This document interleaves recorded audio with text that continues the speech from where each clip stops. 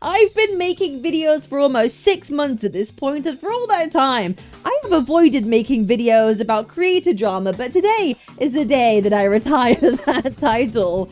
Because there's been someone in this space who decided to go full mask of hypocrite, copyright striking, reacts and takes or provides evidence of them being a bit of a bloody moron. I was initially going to react to Atoma's video on this situation, but since that got claimed, I'm not about to get myself a strike, so my ass decided to make a whole dedicated video instead, rather than just an off-the-cuff Twitch reaction. So here we are. Today, we're talking about Foxol. His channel name is actually Clever Foxol, but I'll be real, brother should probably find a new name, and I got a suggestion for him. How about I copyright strike small creators because I can't deal with people calling me out, Foxol. Since I can't provide clips of what he said or the situation at all, I'll just very quickly summarize the current situation. Phase 1. St. Tontas makes a video calling the Gacha revenue report for its use on manipulated data. Phase 2. Foxol says St. Tontas is making a big deal over things that doesn't matter. He believes the explanation of how the data is processed being in the FAQ rather than as a disclaimer on the front page is fine, and claims the phrase that the Gacha revenue is lying by omission is unfair information to push by St. Tontas. Phase 3 Nuclear Meltdown. Foxol goes completely unhinged and crashes out during a now deleted livestream while playing Love in Deep Space of all things, essentially saying St. Tontas is a moron, that he's pushing conspiracy theories, and the only thing he's got going for him is that he's got a good voice. All the while, bro is swearing more than a Scouser after they lost 5-0 to Chelsea on a Premier League game. We might as well add a new name to the list. Foxol, the amount of times that he used it during that live stream. Like, the dude was definitely a little bit mad, just a tiny bit tilted. The dude absolutely went full-blown chaotic, saying he used to make websites and he knows how it is, that he should be the praised one and knows better when it comes to UI and UX design. But throughout all of this, he also accused St. Tontas for having a shady view count. So the dude is obviously just a little bit jealous, literally not only having St. Tontas live rent-free in his head, but also covering his gas and food costs.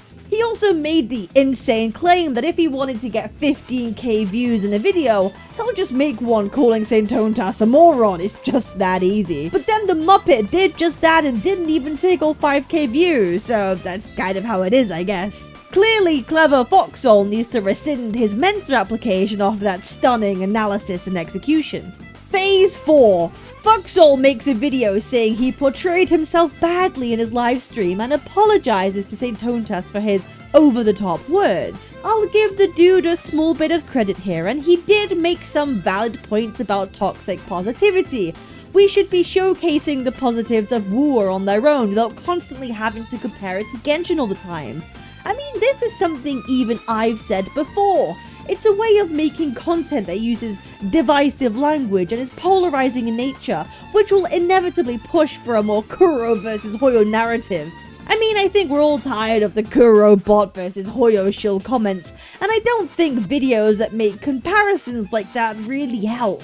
Like, it's just genuinely insufferable to hear any critique of either game to then see literal brain-dead bot comments. But the problem is, dude, you can make valid points, but once you've already taken off the mask, you can't put it back on. You've shown yourself to be a complete asshole, so you will come across a bit disingenuous. So, all's good, right? I mean, that should be drama over.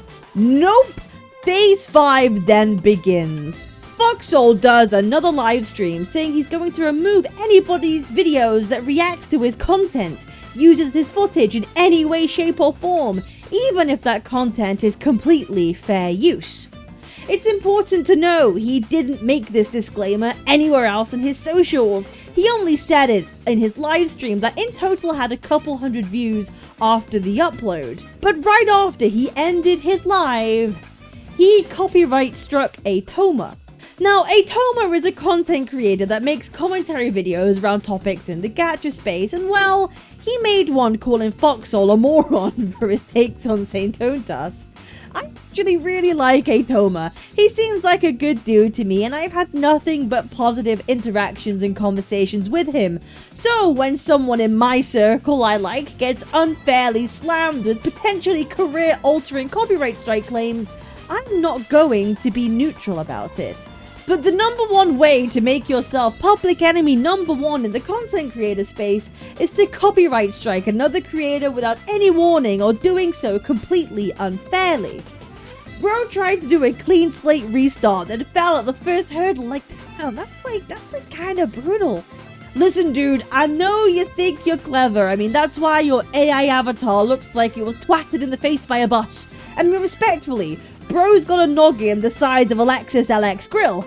But I'll be honest, you can't say all the stuff you did in your videos and live streams, look like a total asshole, then go, oh no, please don't react or provide evidence to make me accountable for me being a dumbass, and then copyright strike people for it.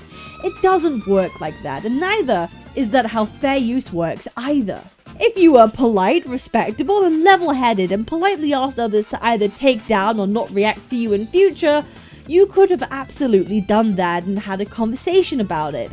But you look like a greedy asshole to copyright strike someone to force them to talk to you about it. I mean, that's exactly what he said in his most recent live stream. I mean, again, I can't show you the proof because he'll strike this video, but he said that he struck Atoma because all he wanted from it was a conversation. Clearly, I'm living in like an alternate universe or something, because it sounds like that conversation should have taken place before you try and ruin someone's whole channel by unfairly striking them, not afterwards. But clearly, for Megamind over here, it takes too long for the neurons to fire from one side of his brain to the other, and has resulted in some kind of short circuit, producing the worst takes and actions we've seen from a creator in the space for at least a couple of days. I like Atoma. He's a good dude, and he absolutely would have had a discussion with you before you tried to ruin his work because you're in some kind of insecure power trip. Now, it's important to note that, since that whole thing happened, Foxol has taken back the copyright claim, but you should have a discussion with someone before you strike them. You should come to the people who are fairly using your content, not the other way around.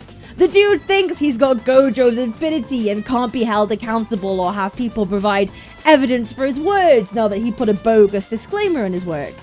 But you know what is really funny? Like, the funniest thing about this whole situation, and actually what tipped me over the edge to make this a video? The dude is a huge AI advocate. He believes it's the future and we should accept it. I mean, the dude even has a channel where he makes AI music and sometimes uses footage from other creators. I don't care whether you agree or disagree with AI, that's not really my point here. But we all know and accept that AI steals content from other artists and creators without fair use to train it as algorithms on the daily. Like, that is just a reality. And Foxol embraces and uses AI knowing how it's currently programmed. Yet as soon as it comes to your content, and when people react or take clips from it, suddenly you care about copyright law and fair use. Like, does brother think he is the honored one here in this situation? Like, he has become the enviosity of Wuthering waves. Anyway, that's all I gotta say. I thought that was hilarious. I go live almost every day, 2 PM EST, 7 PM at GMT. Subscribe if you like this video, make sure to give it a thumbs up, and leave a comment down below just what you think. I'll see you on the next one. Peace.